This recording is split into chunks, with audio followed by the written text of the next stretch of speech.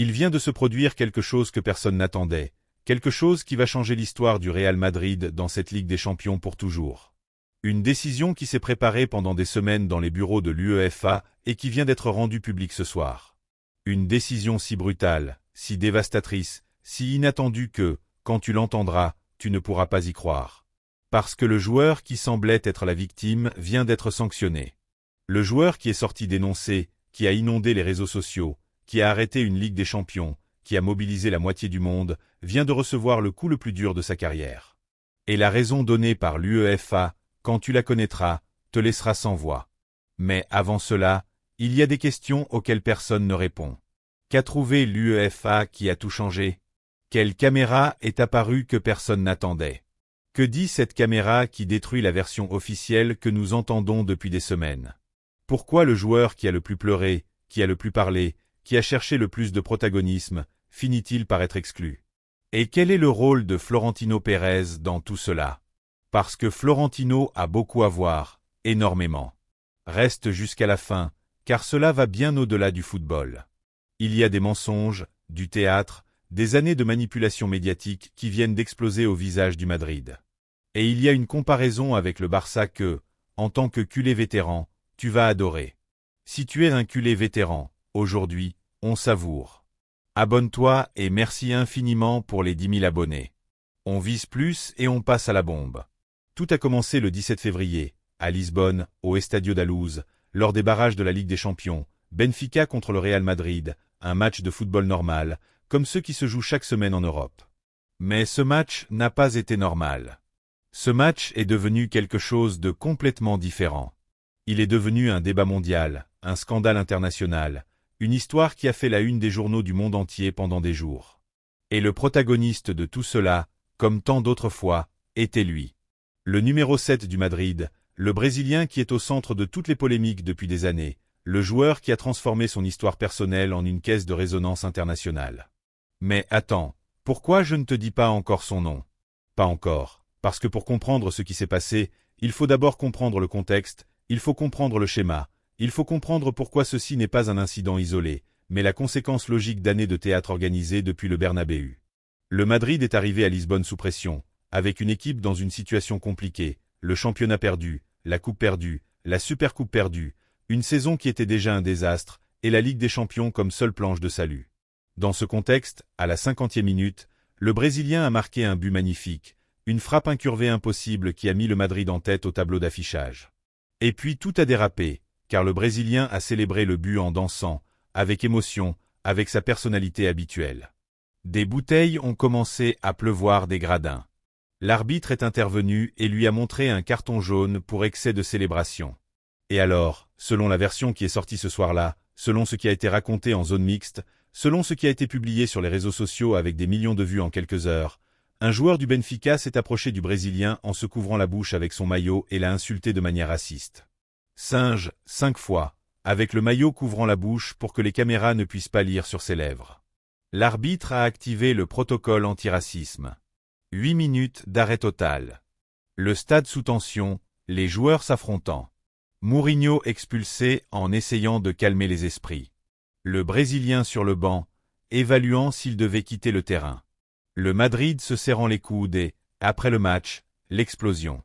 Les réseaux sociaux en feu, des communiqués du club, des déclarations de coéquipiers et surtout la déclaration d'un autre joueur du Madrid, la star des transferts, le Français qui est sorti dans les médias pour dire qu'il avait lui-même entendu les insultes 5 fois, avec une totale certitude que le joueur du Benfica ne méritait pas de rejouer la Ligue des Champions. Maintenant, tu sais de qui je parle. Vinicius Junior et Mbappé, les 2 meilleurs joueurs du Madrid, les 2 plus influents, les 2 avec le plus de followers, la plus grande plateforme, le plus de pouvoir médiatique, tous 2 sortant ensemble pour dénoncer le racisme contre un joueur du Benfica nommé Prestiani, et le monde entier les croyant. L'UEFA ouvrant une enquête urgente. Prestiani suspendu à titre conservatoire, ne pouvant pas jouer le match retour. Tout le système se mettant en mouvement à la vitesse dont Vinicius et Mbappé avaient besoin. Tout parfait, tout selon le scénario. Mais attends, parce que voici ce que personne n'attendait. Voici la caméra, et quand je te dirai ce que montre cette caméra, tout change. Tout, parce que pendant que le Madrid célébrait sa qualification pour les 8e de finale, pendant que Vinicius embrassait l'écusson au Bernabéu après avoir marqué le but de la qualification, pendant que Florentino préparait déjà la narrative de Vinicius, héros et victime pour les semaines à venir, dans les bureaux de l'UEFA, quelque chose se passait qui allait tout changer.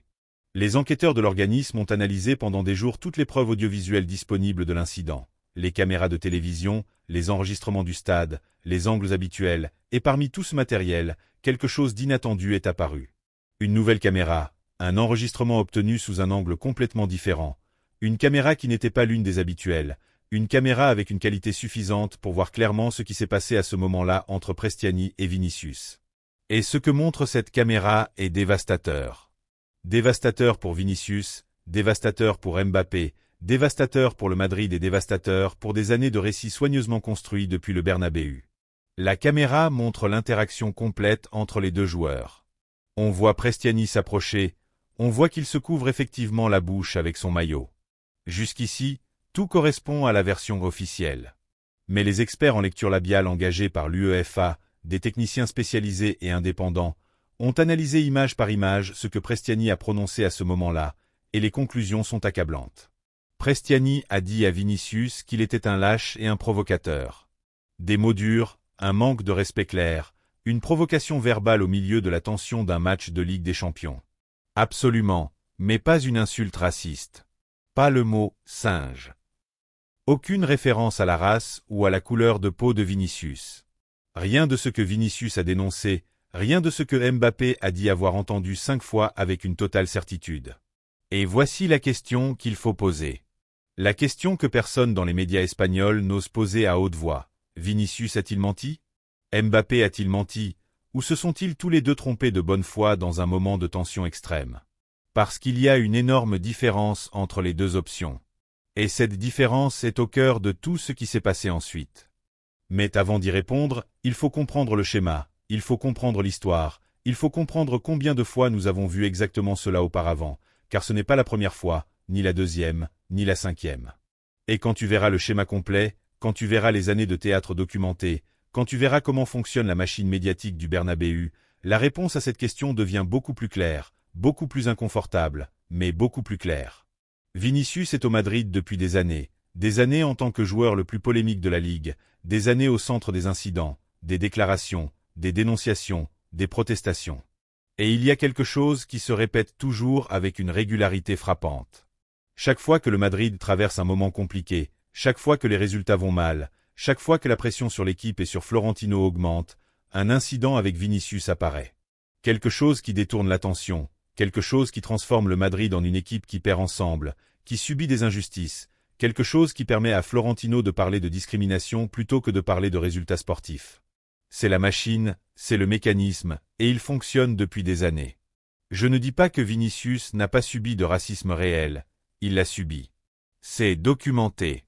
Il y a eu des cas réels, graves, honteux, qui méritaient toute la condamnation du monde.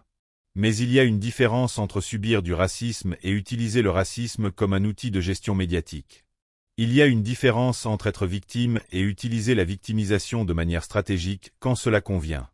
Et cette différence est exactement ce que la caméra de Lisbonne vient de mettre sur la table de l'UEFA.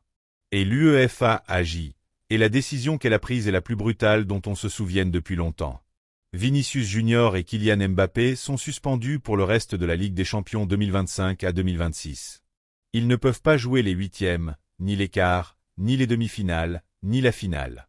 La saison européenne est terminée pour les deux joueurs les plus importants du Real Madrid, pour le meilleur buteur de l'équipe, pour le transfert à 300 millions, pour les deux joueurs autour desquels Arbeloa a construit tout son système offensif. Les deux sont exclus d'un coup, pour avoir menti ou s'être trompés, ce qui, comme nous l'avons dit, sont deux choses très différentes, mais dont les conséquences sportives sont exactement les mêmes. Et maintenant, arrête-toi, parce que je veux que tu comprennes le poids réel de cela. Le Madrid vient de se qualifier pour les 8e de finale de la Ligue des Champions. Il va affronter Manchester City, le même City contre lequel il se rencontre en Ligue des Champions depuis des années, le même City avec lequel il a un historique de 5 victoires, 5 matchs nuls et 5 défaites en 15 matchs. Le même City, qui est déjà suffisamment compliqué avec Vinicius et Mbappé, et maintenant, il doit jouer cette confrontation sans aucun des deux, sans ses deux ailiers, sans ses deux créateurs de danger, sans les deux pièces les plus importantes de son attaque. Ce n'est pas une sanction, c'est une amputation, C'est le Madrid sans bras essayant d'escalader une montagne. Pensez en termes concrets. Vinicius a marqué 6 buts lors des 5 derniers matchs. Il était dans le meilleur moment de la saison, reconnecté avec le jeu, avec le Bernabéu, avec sa meilleure version, et Mbappé, avec tous ses problèmes collectifs, avec toute la polémique sur le fait de savoir s'il améliore ou non l'équipe, reste un joueur capable de décider d'un match dans un moment d'inspiration individuelle. Les deux sont exclus, en même temps, au pire moment possible, quand le Madrid en a le plus besoin, et à cause de leurs propres déclarations, de leurs propres mots, à cause d'être sortis dans les médias pour dire ce qu'il fallait dire au lieu d'attendre que l'enquête détermine ce qui s'était réellement passé. C'est ce qui a détruit le Madrid dans cette Ligue des Champions. Pas le tirage au sort, pas les boules chaudes, pas l'UEFA complotant contre Florentino, mais ses propres joueurs, son propre théâtre, ses propres mensonges. Et Florentino, qui pendant des années a utilisé Vinicius comme bouclier médiatique, qui chaque fois qu'il avait besoin de détourner l'attention, le plaçait au centre du débat, qui a construit autour de lui une narrative de victimes persécutées qui lui permettait de parler d'injustice plutôt que de parler d'échecs sportifs, voit maintenant cette stratégie lui exploser au visage. Parce que l'UEFA n'est plus l'institution amie qui fermait les yeux. Parce que l'UEFA, après des années de guerre avec Florentino pour la Super League, après avoir signé la paix il y a 2 semaines, après avoir démontré qu'elle a les outils pour enquêter avec rigueur, a dit stop. Elle a dit que le protocole antiracisme n'est pas une arme que l'on peut utiliser quand cela convient et ranger quand cela n'arrange pas. Elle a dit que faire des accusations graves de racisme avec nom et prénom devant des millions de personnes, et que ces accusations ne correspondent pas aux faits, a des conséquences. Et les conséquences sont celles-ci, exclus de la Ligue des Champions, tous les deux. Et maintenant, regarde le détail qui fait le plus mal pour le madridismo. Regarde l'ironie parfaite. Le Madrid passe son temps à dire que l'UEFA le persécute, que le système est contre lui, que les arbitres ne l'aident pas, que les tirages sont truqués, que tout le monde complote contre le club le plus grand du monde. Et il s'avère que la seule conspiration qui existe, la seule triche documentée, le seul mensonge prouvé avec des preuves techniques, est la leur, celle de leurs joueurs, celle de leurs déclarations publiques, celle de Mbappé disant avec une totale certitude qu'il a entendu quelque chose que les experts ont déterminé n'avoir jamais eu lieu. C'est ce qu'il en est. C'est le Madrid en 2026, et la presse blanca qui, pendant des semaines, a amplifié la dénonciation de Vinicius sans poser une seule question, qui a diffusé la version du Madrid comme si c'était la vérité absolue, qui n'a rien remis en question, qui n'a pas attendu l'enquête, qui a condamné Prestiani avant qu'il n'y ait aucune conclusion, doit maintenant gérer cela. Maintenant, elle doit expliquer comment, pendant des semaines, elle a construit une narrative qui s'est avérée fausse, et elle va le gérer comme elle gère toujours les problèmes du Madrid, en minimisant, en cherchant des nuances, en parlant de perception subjective, de bonne foi, de contexte émotionnel, de la difficulté pour Vinicius, qui subit du racisme réel depuis des années, à distinguer dans un moment de tension si ce qu'il entend est du racisme ou non. Et une partie de cela est vraie, une partie de cet argument a du poids, mais cela ne change pas ce que montre la caméra, cela ne change pas ce que les experts ont déterminé, et cela ne change pas le fait que le Madrid se retrouve sans Vinicius et sans Mbappé en 8e de finale de la Ligue des Champions. Et pendant que tout cela se passe au Madrid, pendant que Florentino gère le désastre, pendant qu'Arbeloa essaie d'expliquer comment il va remplacer ses 2 meilleurs joueurs, pendant que les avocats du club préparent le recours devant le TAS, en sachant que les 8e de finale se joueront avant qu'il n'y ait une quelconque résolution, le Barça, lui, travaille. Flick, à la Ciutat Esportiva, prépare le match contre Newcastle. L'ami, à 18 ans, est déjà le meilleur jeune joueur du monde. Rafinha, avec 23 buts, 5 de plus que Vinicius, est actuellement le meilleur ailier d'Europe. Lewandowski, à 37 ans, marque des buts comme s'il en avait 27. Rashford, arrivé gratuitement de Manchester United, et en 3 semaines, il marque déjà, il donne déjà des passes décisives, il presse déjà, il améliore déjà l'équipe collectivement. Et Flick, avec une équipe qui fonctionne comme une équipe. 11 joueurs qui travaillent ensemble, qui se cherchent, qui s'entraident, sans incident, sans polémique, sans caméra attrapant des mensonges, sans joueurs exclus de la Ligue des Champions pour leurs propres déclarations, sans théâtre, sans drame, juste du football. Voilà la différence. Le Barça a un projet, le Madrid a du marketing. Le Barça a des joueurs qui améliorent l'équipe, le Madrid a des joueurs qui génèrent des titres. Le Barça gagne sur le terrain, le Madrid gagne dans les plateaux télévisés et sur les réseaux sociaux. Et quand arrive l'heure de vérité, quand arrive la Ligue des Champions, quand arrive le moment qui compte vraiment, le Barça est là avec son équipe au complet, et le Madrid explique pourquoi ses 2 meilleurs joueurs ne peuvent pas jouer. Mais il y a quelque chose de encore plus important que l'impact sportif. Il y a quelque chose qui va au-delà de qui peut ou ne peut pas jouer les 8e de finale, et c'est le message que cela envoie. Parce que Vinicius n'est pas seulement un joueur de football. Vinicius est le joueur qui a le plus fait ces dernières années pour mettre le racisme dans le football à l'ordre du jour public. Il a dénoncé, il a parlé, il a porté des affaires devant les tribunaux, il a transformé son histoire en une caisse de résonance pour un problème réel qui existe dans le football européen et qui a été ignoré pendant trop d'années. Et maintenant, l'UEFA le sanctionne. Maintenant, l'organisme qui mène la lutte contre la discrimination détermine que, dans ce cas précis, la dénonciation ne correspondait pas aux faits. Et cela a deux lectures. La première dit que c'est bien, qu'accuser faussement quelqu'un de racisme fait aussi du mal, que Prestiani a reçu des menaces, qu'il n'a pas pu jouer le match retour, qu'il a été désigné publiquement par deux des footballeurs les plus célèbres du monde comme raciste sans l'être, et que cela a aussi des conséquences. La deuxième lecture dit que sanctionner Vinicius pour cela, même si la dénonciation spécifique était erronée, envoie un message dévastateur à tous les joueurs noirs du football européen. Si tu dis quelque chose et que tu ne peux pas le prouver techniquement, les conséquences sont énormes, qu'il est plus sûr de se taire, qu'il est plus sûr de supporter. Et cette deuxième lecture a aussi du poids, elle a aussi des arguments, et le débat est réel et important, et il n'y a pas de réponse facile. Mais d'ici, depuis la perspective culée, il y a une chose qui ne fait aucun doute. Le Madrid a utilisé Vinicius. Florentino l'a utilisé, il l'a transformé en bouclier médiatique pendant des années. Il l'a placé au centre de chaque polémique quand il avait besoin de détourner l'attention. Il l'a protégé quand cela l'arrangeait, il l'a exposé quand cela l'arrangeait, et maintenant, quand la caméra apparaît, quand l'enquête détermine ce qu'elle détermine, quand les conséquences arrivent, Florentino ne peut rien faire, il ne peut appeler personne, il ne peut tirer aucune ficelle, il ne peut pas contrôler la narrative, car la preuve est là, car cette fois, l'UEFA a fait son travail. Et le résultat est le plus catastrophique possible pour le Madrid au pire moment possible. Sans Vinicius, sans Mbappé, contre le City, en huitième de finale, avec le championnat perdu, la coupe perdue, la Supercoupe perdue, Florentino ayant signé la paix avec l'UEFA il y a 2 semaines est déjà en guerre à nouveau avec un recours devant le TAS qui n'arrivera pas à temps, Arbeloa essayant d'expliquer comment remplacer 2 joueurs irremplaçables avec un vestiaire brisé depuis 1 an et demi, avec un projet qui était déjà un désastre et qui vient de s'aggraver de la manière la plus ridicule. Possible à cause de leurs propres mots, de leur propre théâtre, d'années à utiliser le racisme comme outil médiatique, jusqu'à ce qu'un jour, cet outil se retourne contre eux. C'est le Madrid en 2026. C'est le résultat de construire un club autour des unes et des titres plutôt qu'autour du football.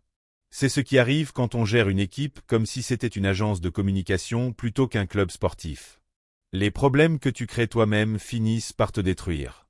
Et aujourd'hui, le Madrid est détruit par ses propres joueurs, par ses propres mensonges, par son propre théâtre. Et nous, les culés vétérans, on le savait.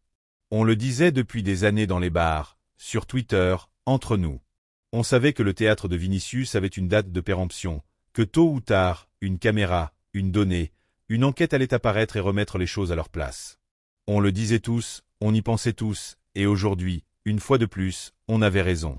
Comme toujours, laisse-moi ton avis dans les commentaires. Penses-tu que Vinicius a menti délibérément ou s'est-il trompé de bonne foi? Et penses-tu que la sanction de l'UEFA est juste ou trop sévère? Parce que moi, j'ai mon avis, mais je veux lire ce que tu en penses. Et si tu veux voir tout le désastre complet du Madrid cette saison, la vidéo de Florentino pleurant à cause du tirage au sort est en haut, parce que tout est connecté. Le même Madrid, le même Florentino, le même schéma d'excuses et de théâtre, qui cette saison a atteint son point le plus ridicule. Abonne-toi si tu ne l'as pas encore fait, active la cloche, et on se retrouve dans le prochain épisode du Feuilleton Blanc, car avec Florentino aux commandes, les épisodes ne s'arrêtent jamais. Bonne lecture, culé. Yeah.